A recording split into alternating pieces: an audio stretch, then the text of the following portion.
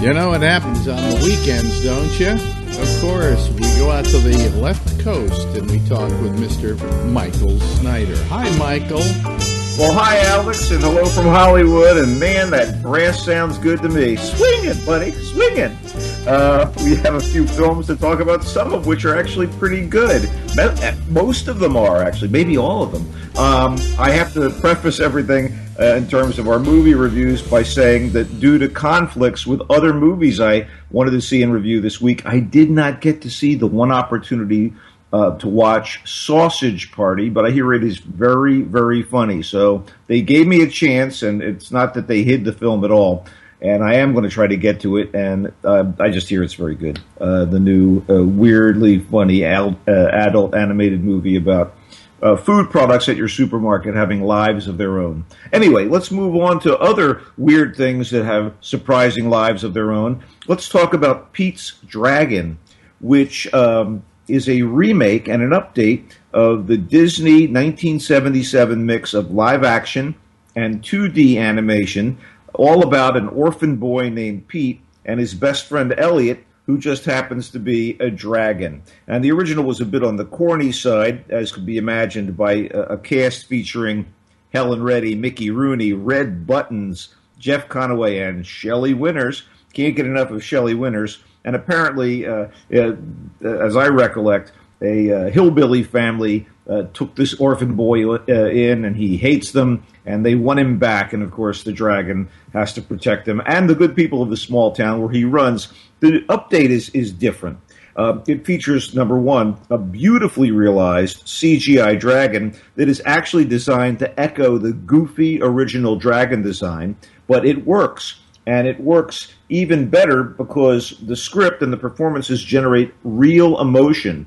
Early on, we see little Pete lose his parents and become lost in the woods for 5 or 6 years before a kindly lady ranger from a nearby small town finds him and tries to reintegrate this now borderline feral boy into civilization. Her little daughter helps, and of course, none of them reckon with the dragon protector that he's been living with and who has helped keep him alive in the woods. And this new movie also has a really good cast. Bryce Dallas Howard plays the ranger. Wes Bentley is her logger husband. Carl Urban, now known as the new iteration of Bones McCoy in Star Trek, he plays an avaricious brother, her brother-in-law. And Robert Redford, of all people, is the ranger's kindly father. And the kid is pretty fantastic. His name is Oaks Fegley, and he sells the character of Pete. And the story is sweet. It never gets saccharine. I just thought it was damn good. And so kudos to director David Lowery, who co-wrote this thing. And, of course, it's inspired by the original, but it has a real life of its own. I usually rail against the idea of, we have this project that was popular 30 years ago, let's remake it. In this case, they did a pretty good job. It is a very good family film. And that's Pete's Dragon for you. Okay, speaking of dragons or dragon ladies, Florence Foster Jenkins really impressed me. It's a tragic comedy based on a very real person. It's kind of a film biography, although it's taken to comedic heights, about a New York heiress who dreamt of becoming an Oscar singer despite having a terrible singing voice, but she becomes famous anyway. She's a sort of socialite type. She's a patron of the arts who has invested money and time in helping, the Brooklyn Orchestra and, the Verdi Club, which is overseen by her ham actor husband. And she decides late in life that she's going to get up on stage and sing. She's been doing it in little salons and such. And this movie is set in 1944, and it's apparently inspired by real events. Meryl Streep is absolutely dead on and wonderful as Florence Foster Jenkins. And she does most of the warbling, which will make you laugh in and of itself, including a bit in her fevered reverie where she sings beautifully. But for the most part, it's an unbelievable feat of ear-splitting hilarity. But even more amazing is the actor who plays her accompanist, who is Simon Helberg of The Big Bang Theory. He plays Howard, the nerd on The Big Bang Theory, and he is the MVP of this film. Hugh Grant, by the way, is great as her husband and protector, who, of course, has a woman on the side and has an understanding with Florence. But it's Helberg that knocked me out. It's actually really him on piano through virtually all the duets on screen. He has a string of comic reaction shots that may have been influenced by and certainly honor predecessors like Gene Wilder. But I really enjoyed this. Character with the unlikely name of Cosme McMoon. Yes, thank you for pronouncing his name properly. The guy was a real guy, and he was probably shocked at having to do this job of accompanying this seemingly novelty act that was only there for laughs. But in fact, she was very sincere about this and thought she was a good singer. You told me that she couldn't hear herself properly. She had some kind of... It wasn't a matter of not hearing herself properly. Some people think they can sing, and when they open up their mouth, they're all off tune. They're not on key. They don't have the chops. But in their mind, they are. There have been a lot of people like this over the years. You said that when you were a kid, you had one of her records or something to that effect? I had her RCA recording, which was at that point a 10-inch LP, which RCA released. Has a picture of her on the cover wearing wings and looks like an old matron. And, of course, it says down there, accompanied by Cosme McMoon. So in 1944, this all went down during the waning years of the war, and she actually ends up aspiring to perform in Carnegie Hall. I won't tell you how that plays out if you don't know the historical issues, but it's a very, very effective sequence, a wonderful piece of work. And there is something to note, at least about the real historical Florence Foster Jenkins, that people loved her. And they would go to her house, and she would do these little concerts for them. And every year she would put out some recordings. That's how the RCA recordings came to be. And they never told her she sucked because they loved her so much. You know, it's a beautiful. So she lived in this fever dream. You know, right. Right. So Rebecca Ferguson plays the mistress of the St. Clair Bayfield character, Hugh Grant, who is truly devoted, by the way, to Florence. And so, you know, the relationship between her and the accompanist, everything about this thing worked. Now, the script, which is by a guy named Nicholas Martin, isn't quite as good as that for the movie Marguerite.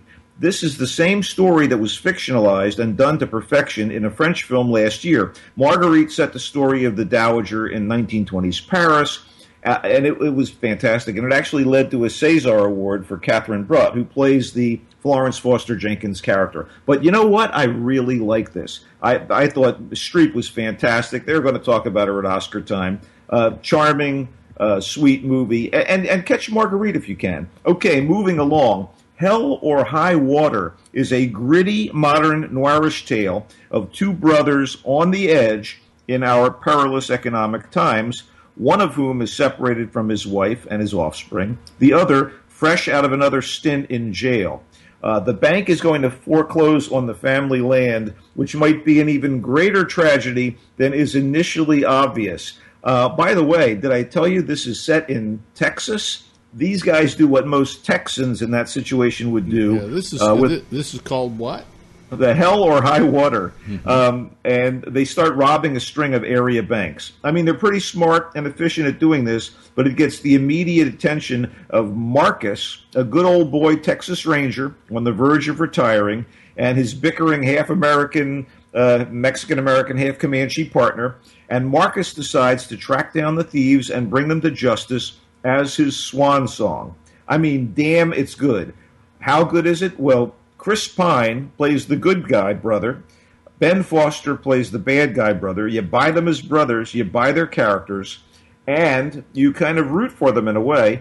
And Jeff Bridges, continuing a fantastic string of performances in his career, plays Marcus. Gil Birmingham is Alberto. It's a sharp script. It's well acted. It's atmospheric. Directed by David Mackenzie. Written by Taylor Sheridan. I have no quibbles with Hell or High Water. Fine movie. Okay, let's roll. Anthropoid is based on the true story of the World War II mission to assassinate the SS General Reinhard Heydrich, who was the main architect behind the final solution, from what I understand. And he's also, at that time, the third in command in the Reich after Hitler and Himmler. So this is a war movie, and it stars Cillian Murphy, Jamie Dornan, who people in America now know from 50 Shades of Grey, Charlotte Le Bon, one of my favorite French actresses, the former weather girl from Le Grand Journal, and Toby Jones, the ubiquitous Toby Jones. So this is a war movie with all the horrors that one would expect from a feature that involves the Nazi menace, but its pacing is slow until the crazy climactic circumstances that bring the thing to a fever pitch. And a little bit of suspension of disbelief is necessary as things go bonkers here. But essentially, Murphy and Dornan are two Czechoslovakian operatives who return back to their home country to assassinate Heydrich in Prague. And we follow them, and they encounter the underground in Czechoslovakia, so they have to go through a basic maze to get to the final circumstance where they can put their plan into effect. I'll be honest with you. I thought the accents from a few of the British actors were a little uneven, but I am glad I saw it, even though it's a little dry in places, since there were admirable sequences and performances, and I didn't know a lot about the true story. The movie was directed and written by Sean Ellis with a co-writer, and, Anthropoid, dramatically, it could have been a little more powerful, but I did really feel like I had a history lesson that was worth having. And that's it in terms of new movies. What are you watching on video, pal? Nothing. I mean, come on. You got the Olympics on. Nobody's watching nobody's presenting anything new. Really. Is it true that Bob Costas, who's anchoring the Olympics, is in a hermetically sealed box so he doesn't get bitten by a Zika mosquito? Who knows? I just heard that was the case. No, otherwise I don't have anything really that's, Wait, look, was there a mascot this year for Rio? Shouldn't it have been like a giant mosquito of some sort? Yeah, I haven't seen a picture of this year's mascot. I think it's Zeke the mosquito, but maybe not. Yeah, Zeke the mosquito. Anyway. I don't know, maybe. Okay, well, that kind of winds it up for this week, I guess, huh? Yeah. Check me out at Culture Blaster. That's on Twitter, Culture Blaster. And go to the Michael Snyder's Culture Blast page on Facebook. Like it. Click on some of our little tete-a-tetes. Read a few articles. Say you love me. But by all means, be back next week. Okay. Thank you, Michael. And there's more GABNet, of course, coming right up.